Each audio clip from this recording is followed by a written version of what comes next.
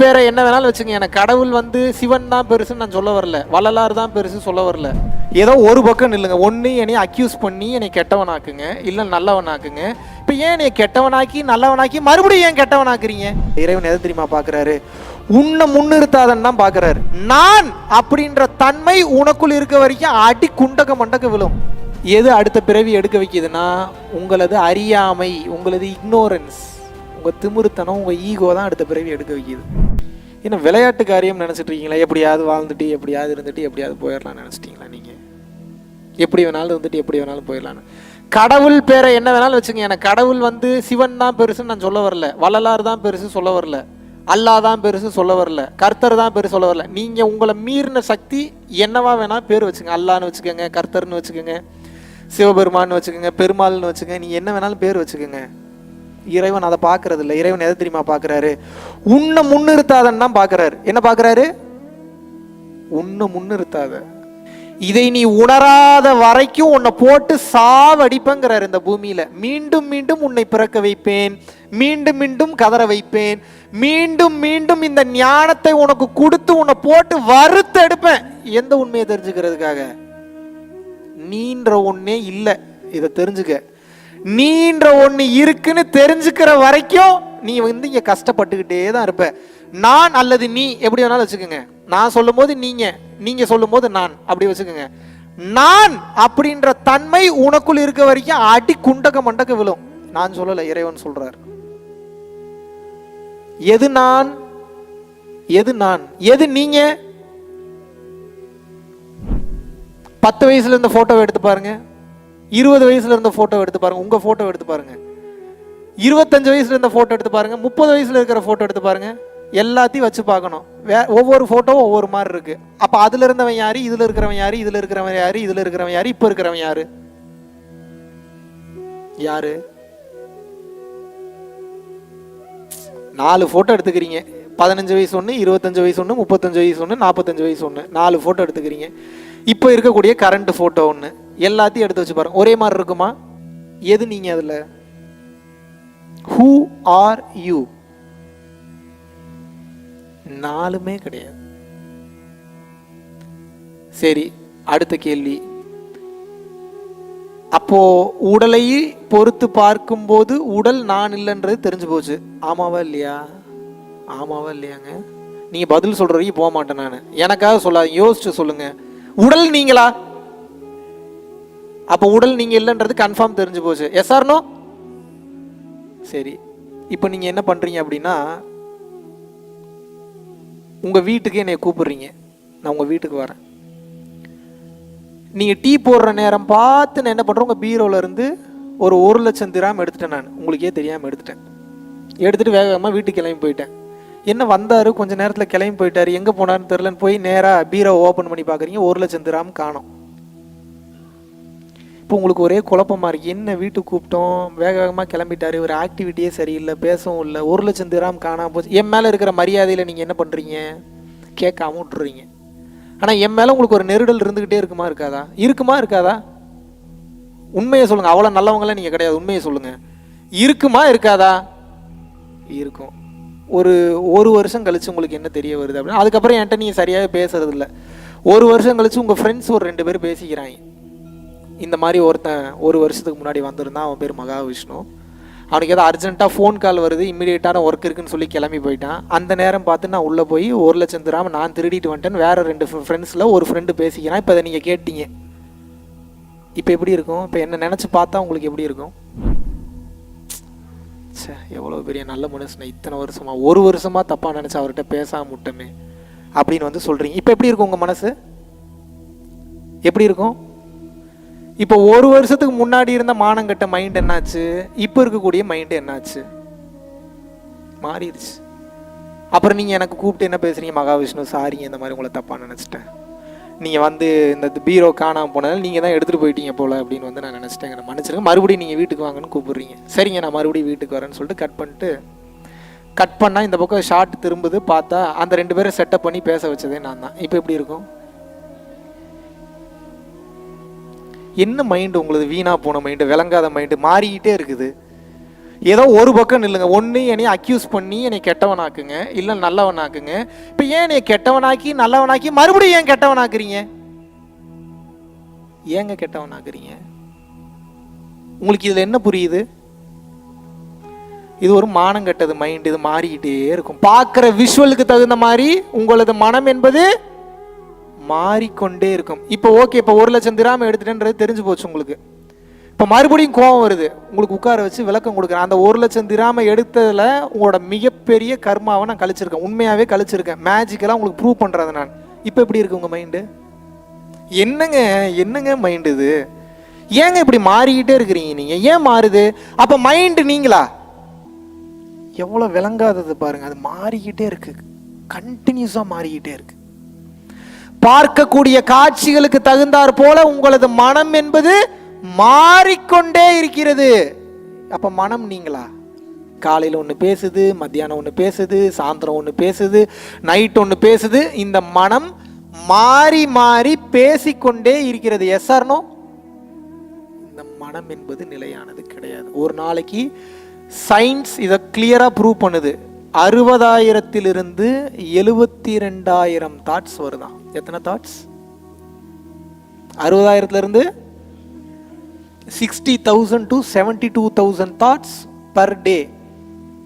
அடுத்த நாள் வேற வரும், அடுத்த நாள் வேற வரும், அடுத்த நாள் வேலை வரும். தூக்கம்ன்ற ஒன்றை இறைவன் கொடுக்கலன்னா இன்னும் நீங்கள் யோசிச்சுக்கிட்டே இருப்பீங்க. நல்ல வேலை தூக்கம்ன்ற ஒன்றை கண்டுபிடிச்சி கொடுத்தான், அதனால தூங்குறீங்களா, நிம்மதியாக தூக்கமும் வந்து தொலையாது. இப்போ என் கேள்வி என்னன்னா, நிலையானது தான் சத்தியமானது. S or no? தோன்றி தோன்றி மறைவது நிலையானதா? அப்ப எண்ணங்கள் தோன்றி தோன்றி மறையுது. S or no? அப்ப மனம் நீங்களா? உண்மையான நீங்களா? அது உடலும் நீங்க கிடையாது, மனமும் நீங்க கிடையாது. அப்ப ஆன்மா நீங்களா? இந்த மொத்த உடலை இயக்குதுல ஆன்மா. செத்து போயிட்டீங்கன்னா போயிருதேங்க, வெளியே போயிடுது, உயிர் போயிடுச்சுன்றாங்க. அப்படித்தானே சொல்றாங்க. என்ன சொல்றாங்க? உயிர் போயிருச்சு அப்படின்றாங்க. அப்படின்னா என்ன அர்த்தம்? உள்ள இருந்தது வெளியே போயிருச்சான், அவ்வளவுதான். உயிர் அழிஞ்சிருச்சுன்னு சொல்லல. உயிர் என்ன சொல்றாங்க? போயிருச்சு. உயிர் என்ன ஆயிடுச்சா? போயிடுச்சு. எங்க போயிருச்சு? எங்கேயோ போயிருக்குது, சுத்திட்டு இருக்குது, உங்க கண்ணுக்கு தெரியல, அவ்வளவுதான். இப்ப என்னுடைய கேள்வி என்னன்னா, அந்த உயிர் நீங்களா? உயிர் நீங்க இல்லை. எப்படி உயிர் நீங்கள் ஆவீங்க? அது வேற ஏதோ ஒரு மெட்டீரியல், வேற ஏதோ ஒரு ஆளோடது, வேற எங்கே இருந்தோ வந்திருக்கு, இறைவனோடதோ. அது பேர் எப்படி வேணாலும் வச்சுக்கோங்க. இப்போ உங்களை குழப்ப விரும்பல. உடல் நீங்க இல்லை, மனம் நீங்க இல்லை, எண்ணங்கள் நீங்க இல்லை, தாட்ஸ் வர்றது மாறிக்கிட்டே இருக்கு, திங்கிங் மாறிக்கிட்டே இருக்கு. எதுவும் நீங்க இல்லை, ஆன்மாவும் நீங்க இல்லை. இதுல எது நீங்க?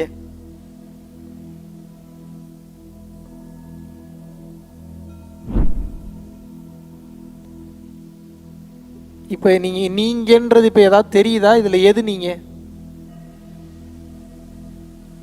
இப்ப எது இப்ப இங்க வந்து உட்கார்ந்துட்டு இருக்கு, எது பார்த்துட்டு இருக்கு, எது பேசிக்கிட்டு இருக்கு?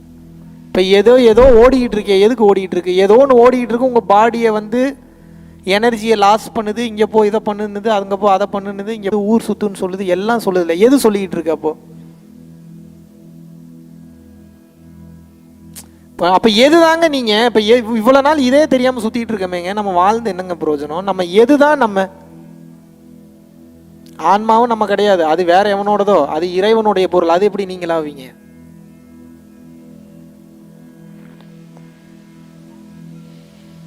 இப்ப எது தெரியுமா நீங்க நினைச்சு வாழ்ந்துட்டு இருக்கீங்க? சின்ன வயசுல இருந்து, பிறந்ததுல இருந்து இப்ப வரைக்கும் வெளி உலகத்தை பார்த்து பார்த்து நிறைய டேட்டாவை கலெக்ட் பண்ணி பிரெயின் நியூரான்ஸ்ல போய் ஸ்டோர் ஆயிருக்கு. டம்ளர் இப்படி இருக்கும், கை இப்படி இருக்கும், கால் இப்படி இருக்கும், இப்படி மூக்கு இப்படி இருந்தா இவருக்கு பேர் இது, இப்படி இருந்தா இவங்களுக்கு பேர் இது. இந்த மாதிரி ஐம்புலன்கள் வழியாக மெய், உடல், வாய், டேஸ்ட், கண், பார்வை, மூக்கு, ஸ்மெல், செவி, சவுண்டு, இந்த 5 சென்சஸ் மூலியமா பிறந்ததுல இருந்து இப்ப வரைக்கும் நிறைய டேட்டா கலெக்ட் பண்ணி வச்சிருக்கீங்கல்ல. அவங்க ஏரியால அவங்க சத்துக்கு அவங்களுக்கு இருக்கக்கூடிய அறிவு, நாலேஜ் கலெக்ட் பண்ணி வச்சிருக்கீங்கல்ல. அந்த மொத்த டேட்டா ஒரு அலைன்மெண்ட் அதுவே கிரியேட் பண்ணி, அதுவே அதுக்கு பேர் ஒரு கேரக்டர் வச்சுட்டு நான் தான் இதுன்னு சொல்லி ஏமாத்திட்டு வாழ்ந்துட்டு இருக்கு. புரியுதா நான் சொன்னது? ஐம்புலன்கள் வழியாக ரிசீவ் பண்ண மொத்த டேட்டாவும் என்ன பண்ணிட்டு இருக்கு இப்ப அப்படின்னா, இந்த மொத்த நியூரான்ஸ் இருக்கக்கூடிய பதிவுகளுக்கு ஒரு பேர் வச்சு கண்ணாடியில் பார்க்கக்கூடிய உங்கள் உருவத்துக்கு ஒரு உருவத்தை வச்சு இதுதான் நான் உங்களை ஏமாத்திட்டு இருக்க, அது நீங்கள் இல்லை, அதை அழிஞ்சிரும் ஒரு கட்டத்துக்கு மேலே.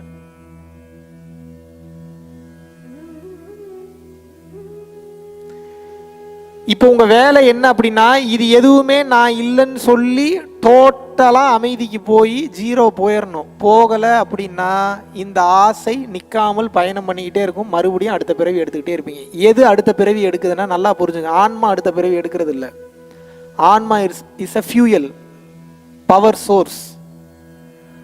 உங்களுக்கு என்ன ஆசை இருக்கோ அதுக்கு தகுந்த எனர்ஜி உங்களுக்கு கொடுத்து சப்போர்ட் பண்ண, அவ்வளோதான் ஆன்மாவோட வேலை. வேற ஒரு வேலையும் கிடையாது அதுக்கு. எது அடுத்த பிறவி எடுக்க வைக்கிதுன்னா உங்களது அறியாமை, உங்களது இக்னோரன்ஸ், உங்க திமிருத்தனம், உங்க ஈகோ தான் அடுத்த பிறவி எடுக்க வைக்கிது. உடலை விட்டு உயிர் வெளியேறும் போது உங்களுடைய ஆன்மா பியூரா கிளென்ஸா இருந்ததுன்னா முக்திக்கு போயிடும். பிறப்பு இறப்பற்ற நிலை அது ஒரு டைமென்ஷன்ல இருக்கு. அந்த டைமென்ஷனுக்கு உங்க ஆன்மா என்ட்ராயிரும். உங்க ஆன்மா ஆசைகளோடு அழுக்கு படிந்து இருக்கு அப்படின்னா ஆன்மாவை சுற்றி மனம் இருக்கும்.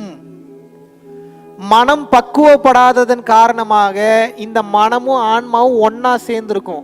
மனமும் ஆன்மாவும் ஒன்னா சேர்ந்திருக்கிறதுனால அந்த மனதின் ஆசைக்காக அந்த ஆன்மா எக்ஸிட் ஆக முடியாது இங்க இருந்து. ஏன்னா இந்த மனசு விட்டு தொலையாது, இறுக்கமா பிடிச்சி வச்சிருக்கும். புரிஞ்சுக்க முடியுதா? இந்த மனம் ஆன்மாவை இறுக்கமா பிடிச்சி வச்சிருக்கிறதுனால அந்த ஆன்மா விடுதலை அடையாது. இதனால இந்த மனம் என்ன பண்ணுன்னா ஆன்மாவை இறுக்கமா பிடிச்சிட்டு விடாது. இப்போ என்ன பண்ணுன்னா, என்னடா உனக்கு பிரச்சனை, ஏன்டா என்னைய பிடிச்சி வச்சிருக்க, எனக்கு இன்னும் இதை அனுபவிக்க வேண்டியது இருக்கு, நான் இன்னும் அங்கே போகணும், அமெரிக்கா போகணும், ஜப்பான் போகணும், இதை செய்யணும், அதை செய்யணும், இதை சாப்பிடணும், அதை சாப்பிடணும். என்ன பண்ணுது? மனம் ஆசைப்பட்டு ஏங்கிட்டு இருக்கு. சரி போய் தொலை வரேன்னு மறுபடியும் வரும் ஆன்மா.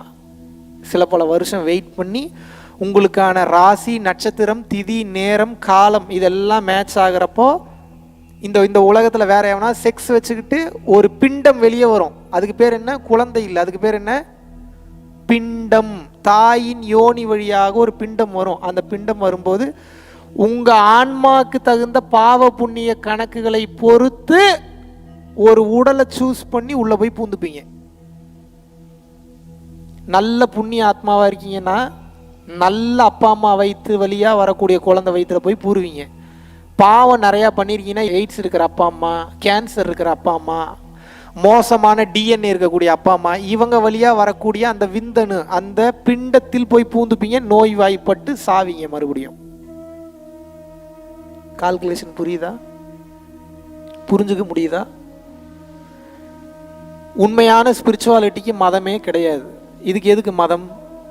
நீங்கள் இஸ்லாத்தில் பிறந்தீங்கனாலும் இதுதான் கணக்கு, கிறிஸ்டியானிட்டியில் பிறந்தீங்கனாலும் இதுதான் கணக்கு, இந்து மதத்தில் பிறந்தீங்கனாலும் இதுதான் கணக்கு, புத்திசமில் பிறந்தீங்கனாலும் இதுதான் கணக்கு, டாவோயிசமில் பிறந்தீங்கனாலும் இதுதான் கணக்கு, இந்த பூமியில் எங்கே பிறந்தீங்கனாலும் இதுதான் கணக்கு. அப்புறம் இந்த மதங்கள்லாம் எதுக்கு படைக்கப்பட்டது? அந்தந்த மதத்தில் கொஞ்சம் ஈஸியாக இருக்கும், ரூட் ஈஸியாக இருக்குன்றக்காக போகிறதுக்காக போட்டு கொடுத்துருக்காங்க. இப்போ சதுரகிரி மலை போகணுன்னா ஒரு 4 பாதை இருக்கா இல்லையா? இந்த பாதையில் போனால் ஒரு அரை மணி நேரத்தில் போயிடலாம், இந்த பாதையில் போனால் ஒரு 1 மணி நேரத்தில் போயிடலாம், அந்த பாதையில் போனால் 3 நாள் ஆகும். ஆனால் லொக்கேஷன் எல்லாம் சூப்பராக இருக்கு இருக்கா இல்லையா? ஒரு மலை ஏறுறதுக்கு ஒரு 4 பாதை இருக்குல்ல, அது மாதிரி இறைவனை அடைவதற்கு 4-5 பாதை இருக்கு. Christianity, Islam, Buddhism, Taoism, Zen, இந்து மதம், இந்த மாதிரி நிறைய இருக்கு. அவ்வளோதான். எந்த மதமும் குறைவானதும் இல்லை, எந்த மதமும் உயர்ந்ததும் இல்லை. மதங்களை கடந்து பார்க்கக்கூடிய பக்குவம் கிடைக்கவில்லை என்றால் நீங்கள் உண்மையை பார்க்கவே முடியாது. என் மதம் தான் பெருசுன்னு சொல்ற எவனும் உண்மையை பார்க்க முடியாது. எழுதி வச்சுக்கோங்க.